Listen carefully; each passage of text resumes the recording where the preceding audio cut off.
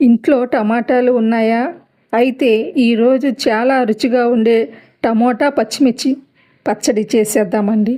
వేడి అన్నంలో నెయ్యి వేసుకుని ఈ పచ్చడి తింటే చాలా బాగుంటుంది. మరి ఈ సింపుల్ పచ్చడి ఎలా చేయాలో ఇప్పుడు చూసేద్దామండి. ముందుగా స్టవ్ వెలిగించి ఒక కడాయి పెట్టుకోవాలి.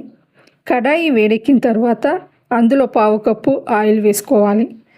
ఇప్పుడు ఈ నూనెలో 100 గ్రాములు పచ్చిమిర్చి కట్ చేసి వేసుకోవాలి. మంటను మోస్తరుగా ఉంచి దోరగా వేయించుకోవాలి. పచ్చిమిర్చి బాగా వేగిన తర్వాత వాటిని ఈ గిన్నెలోకి తీసి పక్కన పెట్టుకోవాలి.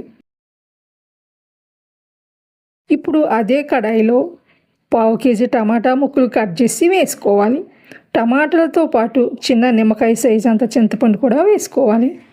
ఇప్పుడు ఇందులో రుచికి తగినంత 2 టేబుల్ స్పూన్లు ఉప్పు వేసి కడాయికి మూత పెట్టి కొద్దిసేపు ఉడికించుకోవాలి. మధ్య మధ్యలో మూత తీసి ఒకసారి కలుపుతూ ఉండాలి. ఇలా ఉడికిస్తే టమోటాలు బాగా మెత్తగా అవుతాయి. టమోటాలు మెత్తగా ఉడికిన తర్వాత అందులో కొద్దిగా కొత్తిమీర వేసి మరోసారి కలపాలి. ఇప్పుడు మనం ముందుగా వేయించి పెట్టుకున్న పచ్చిమిర్చిని ఇందులో వేసుకోవాలి. దానితో పాటు 7 నుంచి 8 వెల్లుల్లి రెమ్మలు కూడా వేసి అన్నీ ఒకసారి బాగా కలిపి స్టవ్ ఆఫ్ చేసేయాలి. ఇప్పుడు ఈ మిశ్రమం కొద్దిగా చల్లారిన తర్వాత మొత్తం మిక్సీ జార్లో వేసుకోవాలి. ఇప్పుడు మనం ఇందులో 1 టీ స్పూన్ జీలకర్ర వేసి మిక్సీలో బాగా గ్రైండ్ చేసుకోవాలి. చివరిగా పచ్చి ఉల్లిపాయ ముక్కలు వేసి ఇంకొకసారి మిక్సీలో వేసి తిప్పేయాలి. మరీ మెత్తగా అవ్వకూడదు. ఈ పచ్చడి పూర్తిగా పేస్ట్లా కాకుండా కొంచెం ఇలా ఉంటే సరిపోతుంది.